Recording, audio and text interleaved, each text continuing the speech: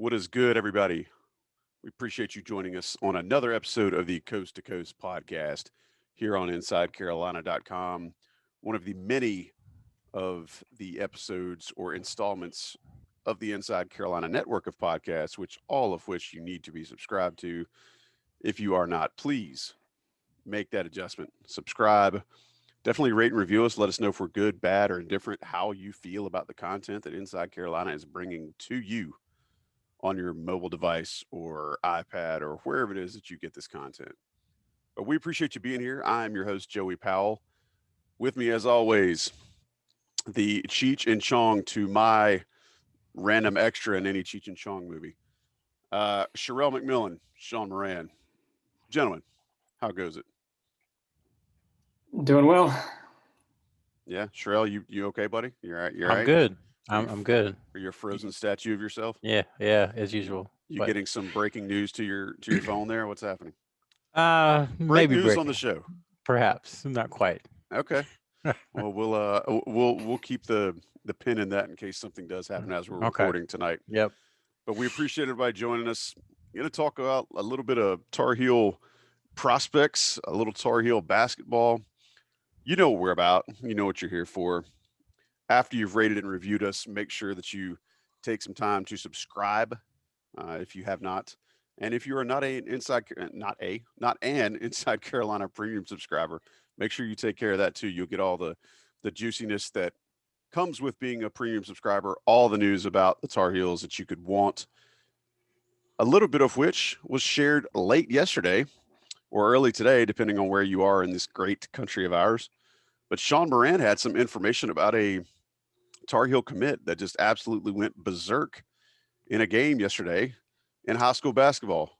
Sean, tell us about what you saw and how you feel about D'Marco Dunn's performance against Terry Sanford, or as the scoreboard said on the video, Sanford commentary.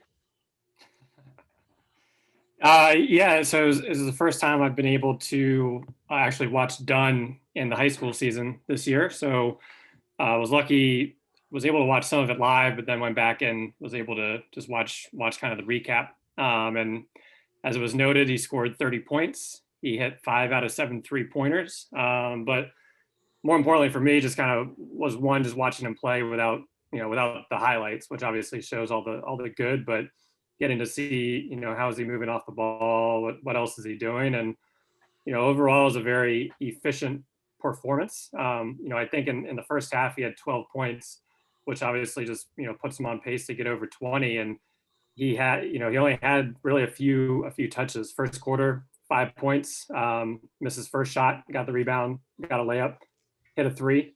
Then went quiet for a little bit in the second quarter. All of a sudden, 7 points to really end the half. And then he started the second half, and really Westover ran away with the game. He had 18 in the second, a few more threes, some fast breaks, etc. But I think, for him, with a lot of the really shooting guards now, you always kind of talk about them being a 2-1 or wanting to play point guard. And for him, I mean, the team has a point guard, so he's truly on the wing. He's helping out a little bit on the press, but he's truly a wing player. His shot looked good. I think even in the highlights last year, every time you see him, it's just catch and shoot, and he shoots a pretty high percentage, at least in high school. I think a few things that were in the article that we've seen before on tape, but his left hand is really strong in terms of just the dribbling, being able to pass just left-handed, which is always a positive. Once again, doesn't need 20 dribbles, so he's not really a big one-on-one player, but he's a catch and shoot guy, can get open in the fast break, really long arms. Very high release point too. Mm-hmm. That was something that jumped out at me. Sorry to step on you, but you've No, always no. been a good big mechanics guy, and that was the thing that jumps out at me, a non-mechanics guy. How do you feel like that high release point will translate well for him since he does have such a long frame? I think it will. I mean, when you watch out of his 7 threes, it was kind of a majority of just catch and shoot, like catch it and go, and then the other where he kind of had time and he would load up because he gets pretty good elevation, but he would kind of load up his shot, really, dive into it, which obviously on the ACC level, he's not going to really have that time. But when he had, when it was just catch and shoot, he looked perfectly fine and comfortable from range. And then I think it was really his last 3-pointer, which was around a minute 40 in the video on Inside Carolina, where he dribbled up from the left side and basically did one of those kind of NBA step backs almost. And I remember I had to go back and watch it because I thought he might have traveled. Two, I was wondering how the heck did he get behind the 3-point line from where he started, but he did, and he got behind the 3-point line. So overall, it was a very efficient performance. Once again, I think we've seen on UNC as well as teams throughout the country, no matter how highly regarded players are, freshmen struggling. But I think ideally with who Carolina has coming back, the world is not going to be on his shoulders next year. And with his shooting and size, I think could definitely be a strong contributor off the bench and a guy that really grows into a pretty productive role. And I'll say it again, I think I don't even remember where he's ranked right now, but wherever it is, I think it's too low. I'm not saying he's a top 20 guy by any means, but I think he's definitely a little undervalued right now. Well, and as we've mentioned about the current roster of Tar Heels, that anybody that can fill it up from the perimeter is going to find a place in the rotation relatively quickly. And the last play you mentioned, yeah, it was absurd. He started what looked like a full 3 feet in front of their line, crossed behind his back, and stepped back to hit a no doubt 3. And I'm like you, I had to go back and watch it a few times to put the physical nature together and see how he actually pulled that off. But it was an impressive showing.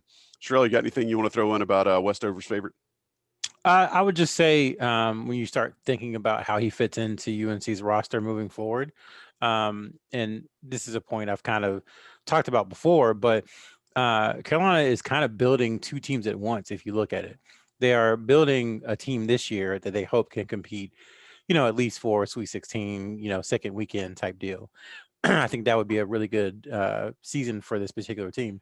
Also within that team is a team I think towards the end of possibly Roy Williams' career that could compete for a national championship. And that's the core that you expect to be there, 2 to 3 years, which is your RJ Davis and Puff Johnson and Kerwin Walton and probably Walker Kessler, at least those guys, those 4, Anthony Harris. So that core, you add someone like Dunn into that, and you start to see the makings of a really, really strong, 7 or 8 man roster in a year or two. And I think me and Sean talked about it on this podcast, kind of coming into the season. A lot of people thought, oh, this is the year that Carolina's back. And we were like, maybe slow down on that a little bit just because they're so young. Pumpeth thy brakes. Yeah, I think the next couple of years are when they will really start to compete again, the highest level for a national championship, for a number 1 seed, all those good things. And Dunn is going to be a perfect fit. What's better for UNC than a low usage, high efficiency wing? Like if Roy Williams asked for a perfect wing in his system, it'd be someone who didn't need the ball a lot, who could hit open shots, who rebounds, and who screens. And I think Dunn, especially, as he gets into his second and third year, will be able to do that. And he'll definitely play some, I think, as a freshman too. I don't think he has the frame yet. Sean, you might be able to glom onto this a little bit, unless I'm totally off base. He's got a little Reggie Bullock in him to me, which is the closest UNC comparison I've been able to make just by looking at the guy. And I know Sherrell is not a big fan of comparisons, but I'm throwing it out there just because I want our listeners and our viewers to be able to kind of compare him to someone. And I think from what Sherrell just said too, that's a pretty decent thing for what the whole unit of Tar Heels needs, is a guy like Reggie Bullock who can rebound really well from the perimeter for you, but could always be counted on to knock down an open shot. You feel like I that's the think, same with him? when I was watching, from a frame perspective, and once again, when you have guys in the 80s, 90s, if they're going pro, usually it's years 3 or they're staying 4 years. And I think the only thing that would cause him perhaps not to stay 4 years is the frame is kind of an NBA frame. I think he needs to get more explosive off 2 feet or 1 foot when he's attacking the basket. But I think the frame is, kind of gives him a long-term upside. And then one thing we really didn't talk about was defense, and Westover plays really kind of a 1-3-1 or zone defense a lot of the time. and he's, or even kind of a 2-3, but he's on the perimeter a lot, and he can get steals and deflections. So he has just that natural ability. I think obviously UNC, when you're playing in man and getting put in pick and rolls all the time, of having a little bit higher concentration level. But I think just from the frame perspective, the ability to be a plus defender is definitely there. And switching gears to another prospect that actually is now off of UNC's radar. Sherrell, you want to give us some news about a prospect that's decided he's going to take his talents elsewhere? Yeah, so Isaac McNeely, who is a guard/wing, probably closer to a combo guard, maybe could play some wing, 6'4" out of West Virginia, committed to UVA over the weekend. Now, he was someone who UNC, or someone who included UNC in his, I think it was final 8 list, without a scholarship offer. So that goes to show that he was, kind of mulling it over with UNC and giving them serious consideration. But I think in the end, UVA seemed like a better fit for him. They had offered, and UVA has a way of doing things to make sure that they get commits from guys that they really, really like. And I think that's what happened there. It's interesting though, because it could impact a player who is in Charlottesville. We talked about on the podcast before, Justin Taylor, another guy in 2022 who UNC is kind of kicking the tires on and showing some interest. I don't know UVA's scholarship situation, but you start to wonder how many more guys they can take in that class. And so whether or not McNeely impacts Taylor, Taylor's the hometown kid, and whether or not he can still go to UVA, I'm not sure. But, that's another body in a position that's similar to the one that Taylor plays. So something to look out for. McNeely off the board. He was a teammate of Puff Johnson, from the same program as Puff Johnson on the AAU circuit. So UNC missed out, didn't offer. So I guess they wanted to go in a different direction, and now they move on in 2022. And like Sherrell lightly alluded to, we are not a UVA recruiting podcast, but there is some potential ripple effect with how McNeely's commitment might affect some other guys down the line, specifically with Taylor. All right, take a quick break to mention our friends, our cronies, our homies, our supporters, big fans of Inside Carolina and InsideCarolina.com. Johnny T-shirt, JohnnyT-shirt.com, the place where real Tar Heels get their gear. Johnny T-shirt right there on Franklin Street. They've been there forever, family owned, locally run, and we've been trying to support local as much as we can since this pandemic started, and that won't change. We hope you will consider sending some business down towards our friends at Johnny T-shirt. Hey, InsideCarolina.com premium subscribers, you get that extra 10% off top of their already ridiculously low, incredibly competitive prices on just about anything you could want that has the Tar Heel logo, name, or brand upon it. Additionally, if you need stuff for your man cave, your man tower, your garage, your office that is related to the Tar Heels, they got that too. So hit Johnny T-shirt up, JohnnyT-shirt.com. Visit them on Franklin Street. They can do curbside delivery to your car, so you don't even have to go in the store, or you can use their great shipping, which is always reasonable and always gets there really quick. JohnnyT-shirt.com. We appreciate them supporting us. Want you to support them as well. Right now, take a quick break. Let the national guys stack some ads right in here, and we'll be back in just 1 second to talk about the current Tar Heel roster and how they're getting things done in the ACC. All right, we're back. Thanks for sticking around on the Coast to Coast podcast with Sean Moran and Sherrell McMillan. I am Joey Powell, merely your host. Boys, we saw only one game of the Tar Heels this past week since our last episode, but that game was impressive. And I dare say, you've heard me say it 100 times on here, they're figuring things out. What I'd like to ask, and Sean, I'll start with you. What did you see differently in this game that maybe we hadn't seen before that you think contributed to such a positive outcome in Pittsburgh? Well, I think offensively, this was one, not their best game on a point per possession basis, but pretty close. I think when I was rewatching the game, it kind of reminded me of the Georgia Tech game almost for a little bit, where UNC was clearly playing as the better team. Except in this game, they're able to stretch out the lead at different points, so that at some point every team's going to make a run or they're going to play well. But unlike in Georgia Tech, when Pitt did make that run, UNC had a cushion, And UNC was also able to respond when those runs were made in the first half as well as the second half, versus Georgia Tech, where you might have only had a 3-5 point cushion, and now they make a run, and now you're scrambling. So that was kind of a similarity when I was kind of rewatching the game of just having that Georgia Tech game in my mind. But the other thing that stuck out was UNC's willing to take better shots at times. I think, I have a few possessions in particular in the second half where it looked like Leaky wanted to unleash a three, and he kind of thought better of it and tried to work it down low, where Armando was having another great game, and this time Garrison was playing really well also. So I thought just the patience to kind of work it around and try to get a better shot was something that I enjoyed seeing. And obviously a win on the road, now we've seen Pitt has obviously struggled since their win at Duke, but if you're winning on the road and especially as kind of a 1 to 3 point favorite, that's hard to do. And they controlled the game, and even when it got a little dicey after giving up that 16-point lead, they hit big shots and survived down the stretch. So those were some of the few things that I liked as I was watching it. They definitely showed some moxie and some toughness in those responses that you're talking about. And then specifically with the offense, I love that you brought that up. I would actually propose that we call it, for the purposes of this podcast, in this new world of emojis in which we live, there were some of those sets that were just straight up eggplant offense, where it was just passing back and forth, crisp passes, great decisions, and finding the closest guy. I think one of them went from Leaky to Garrison and finished with Armando getting a dunk out of it, which was just beautiful passing and really good ball reversal.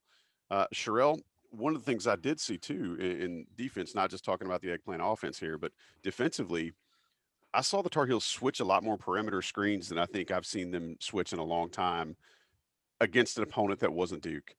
Do you think that's something that Roy Williams can probably deploy a little more? And I know we talked about it a little bit on the Inside Carolina Live radio show on WCHL this past Saturday, but I want to see if you might be able to share if you think that's something we could see more often, or if it's just Roy getting more trusting in the players that he has. I think it's a little bit of trust, but it also is funny how kind of every season it starts and we talk about defensive rotations, and then it gets to the Duke game and everybody's like, oh man, Duke shot 10 for 42 from three. Like, what happened?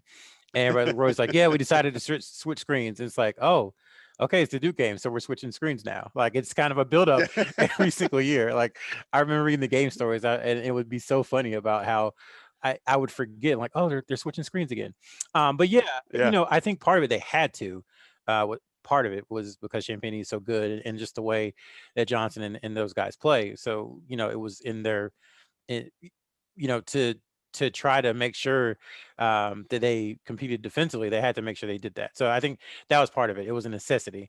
I also think that it's partly trust, and I don't know if they actually gained as much trust as we might think from that game, because there were a few breakdowns on switches where guys were just not to single anyone out, but Leaky would go one way and Kerwin would go the other way, and it leads to a wide open dunk. That happened on early in the second half. That was very, very contagious. I think it was probably 4 of 5 or 4 of 6 possessions where that happened.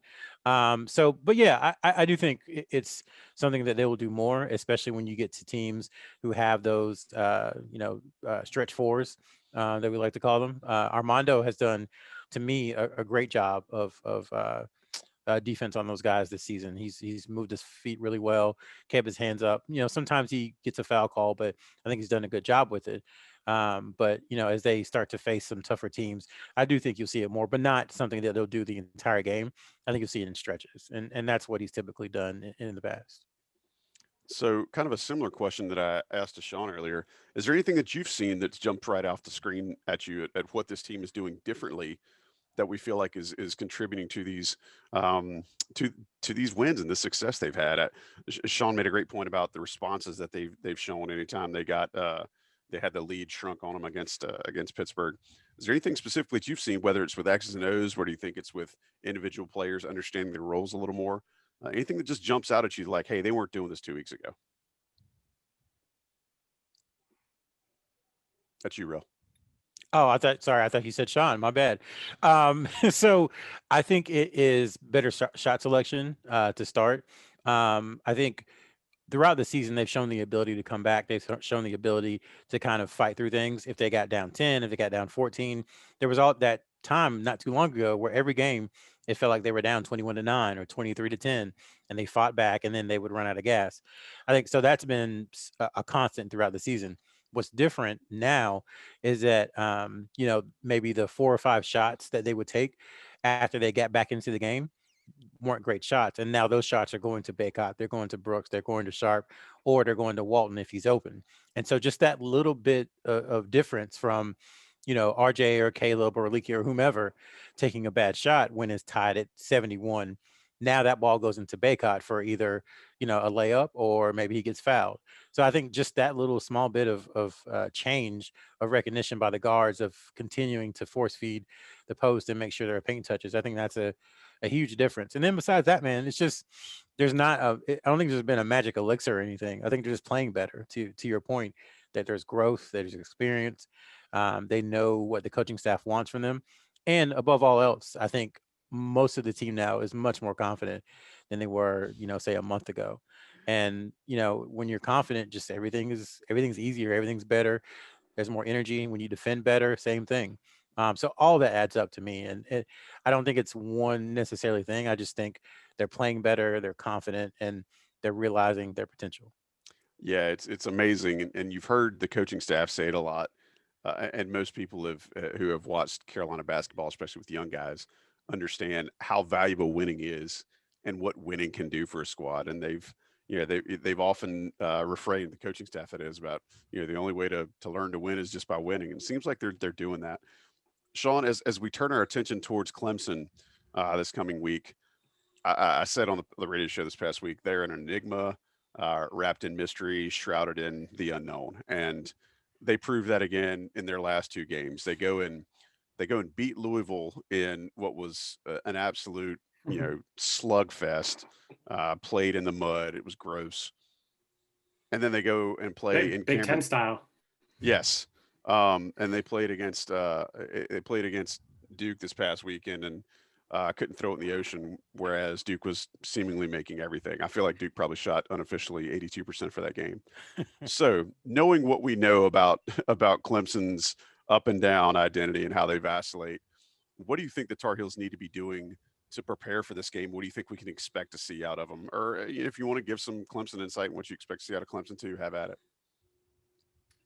Yeah, well, I think, in terms of Clemson, it's been a tale of 2 seasons in the ACC so far of, they're getting so much hype as the #1 defensive team in the country. And then UVA came to town and all of a sudden it was, how great is UVA? But really, it wasn't so much, it was UVA that game, but that's kind of continued. And you look at, their last 5 games, their offense has just fallen off a cliff and their defense is averaging 1.18 points per possession in terms of what they're giving up. UNC hasn't even done that offensively at all. So, right now Clemson is reeling. So, for UNC, it's another, once again, they've won 6 out of their last 7. 6 of those wins have come against teams with really Syracuse as the best one. So we're not talking any top 40 wins here. So this is another opportunity to get a win against an average at best team. But that being said, I know, I can predict that Amir Sims will probably hit, 4 to 5 threes. Absolutely. He's the guy, he played well last year. Looking at the Duke game, they shot 5 of 21, but he was 6 of 11. So I think he's going to be a key. Once again, it's a team that they'll spread the floor offensively. They haven't shot the ball well, but all it takes is a few to get the confidence going. But I think for UNC, it's just continuing to play smart. I mean, they had 13 turnovers last game. Clemson's going to try to turn you over, and especially the freshmen. They'll probably watch the Pittsburgh game, and when Pittsburgh started pressing, not that UNC was turning the ball over that much, but it kind of got them out of rhythm. So I think once again, Clemson got the big win in Chapel Hill last year, so there's not really the pressure of anything coming into the game. But once again, for UNC, is just trying to play consistent, take advantage of the matchups. They'll probably dominate on the boards again, but if UNC can continue to play smart and play well, hopefully, similar to Pitt game, they'll come out with a win. But, once again, I wouldn't be surprised if Clemson just shakes off the last 3 weeks and, it's putting together a pretty decent game. So. Sherrell, I'll throw it to you. Any predictions or just gut instincts as to what you think may happen against Clemson on Tuesday? Well, the natural inclination is to say, of course, Clemson's gonna at some point they have to have a get right game, and it's gonna be UNC. Now they might shoot; they're gonna shoot better because I think UNC's defensive philosophy is gonna make it easier for them to shoot better. Not saying their defensive philosophy is bad, but just it is not predicated on stopping the three. It's predicated on stopping the guy going to the basket. So they're going to get open looks. We know that. It's just a matter of whether or not they hit a couple, which I think they will. I mean, even though they've been terrible the last few weeks, these are still college players. So I expect that they'll shoot better than you said, 5 for 21 against Duke. I expect they'll shoot a little bit better than that. Maybe not much better, but I expect it'll be better. I think for UNC, just pound the ball inside, man. If you get Amir Sims in foul trouble, it's kind of cutting off the head of the snake, so to speak. I mean, he does so much for that team. If Baycott you can get him the ball and Baycott can get him a foul or two in the first half, that changes things dramatically. Then you're taking away the one guy who I think can really shoot efficiently and effectively in the paint for Clemson. You're taking him away, and then you're making them into kind of a 5-out offensively or 4-out offensively type of team. So to me, that's the key is pound the ball inside, go at Amir Sims every single time on offense, try to get that guy in foul trouble. You're going to give up a few threes, even though they've been ice cold, have to withstand that, and then make your free throws because with the way UNC plays, I do think they're going to be going to the foul line a good deal with the way Clemson plays defense and the way UNC wants to play offense. So make your free throws, get Amir Sims in foul trouble, and I think they can get out of there with a win. It's funny because before the Duke game on Kim Palm's projections, it was a 1-point loss, and I guess losing to Duke by 30 is worth 2 points because now it's a 1-point Carolina. Excuse me, 3 points. It's a 1-point Carolina win now. That just flipped over the weekend. So well, who knows where that comes from? But just to reframe what you guys had talked about, I'll share with our listeners and our viewers. Clemson's last 4-point totals, and these are in 40-minute games, 65, 61, 54, and 53. To Sean's point, that is Big Ten basketball. And to echo what you guys were kind of tipping at a little bit, I'm going to say that the guy that absolutely shoots out of his mind against the Tar Heels and, goes against all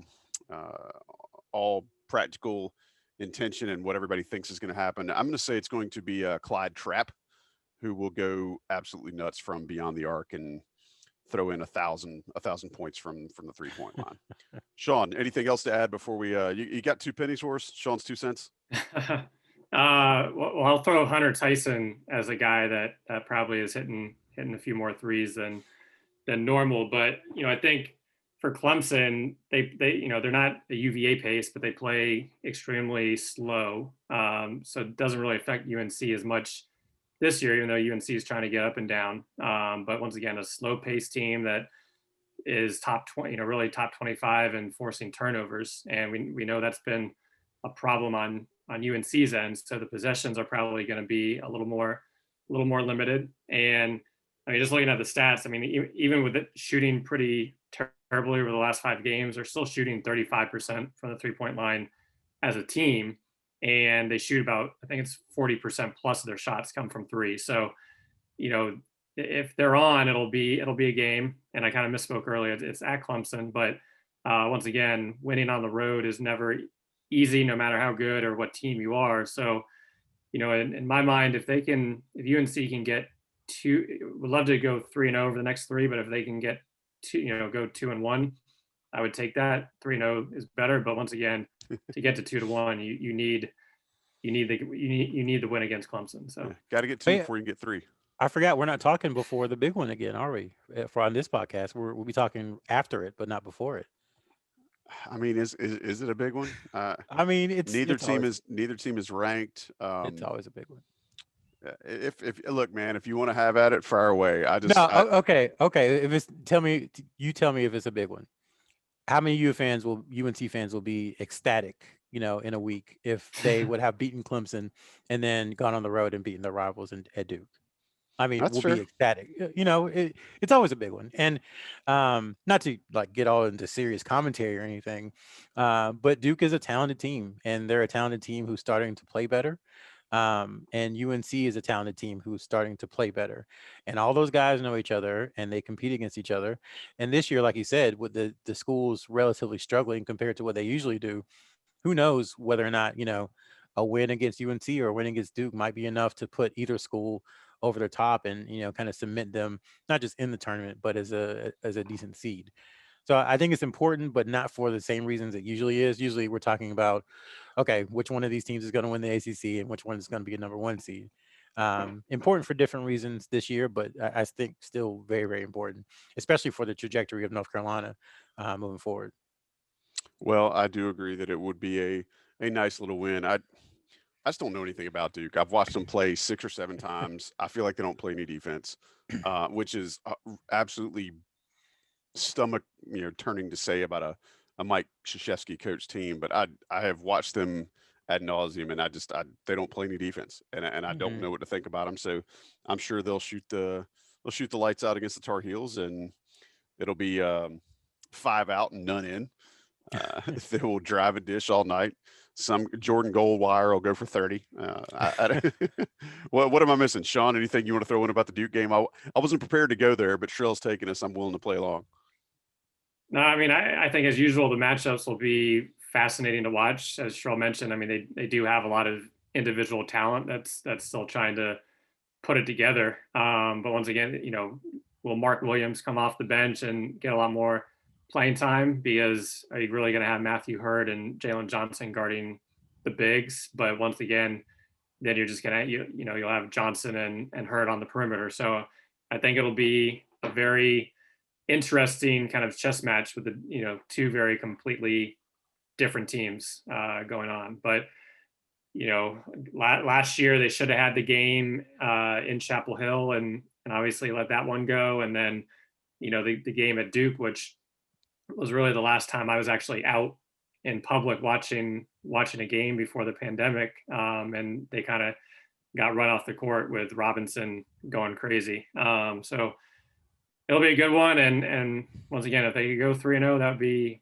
amazing. But, once again, 2-1 is the goal at worst. All right. Before we shut it down, I'm going to set the over under at 3-pointers taken by Duke in that game at 34.5. Sherrell, you taking the over or under? I'm going over. Yeah. Sean, you feel the same? Over. Yep. Yeah. Right. Well, let me hedge a little bit. It depends on how much Wendell Moore plays. If Wendell Moore, plays 20 minutes or less, then I'm going to go under. If he plays, sorry, I was switch. If he plays 20 minutes or less, I'm going to go over. If he plays 20 minutes or more, I'm going to go under. I was because I didn't realize he took 9 threes against Clemson. I didn't realize he'd gone full chucker, but apparently. I didn't realize that. I didn't realize he took 9 either. Okay, I'm keeping the under. I mean, I'm keeping the over no matter what. I'm keeping the over. To our listeners, find your nearest bookie and throw down some. Sherrell's gonna be live betting over under. Yeah, throw down some coin on the over 34.5 prop bet of Duke 3-pointers attempted in the Duke Carolina game next week. Entertainment purposes only. And for informational and entertainment purposes only. We appreciate you throwing out the disclaimer. All right, y'all. Thanks for being here. Sean Moran, Sherrell McMillan, always bringing the heat. Enjoy doing these shows with you. Hope that you guys out there enjoy listening and or watching if you're checking us out on YouTube.